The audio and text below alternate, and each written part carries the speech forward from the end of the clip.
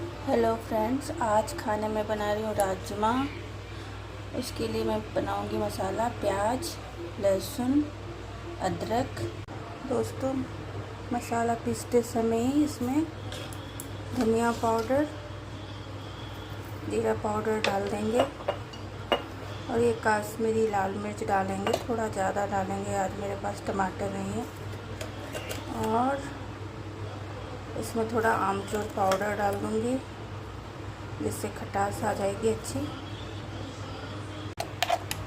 मसाले का कलर देखें दोस्तों, बिना टमाटर क्या कलर आया।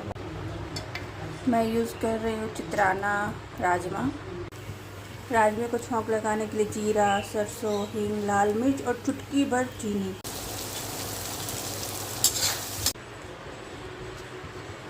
राजमा डालने के बाद 10-15 मिनट धीमी आंच पे पकने के लिए छोड़ के गार्निश कर देंगे।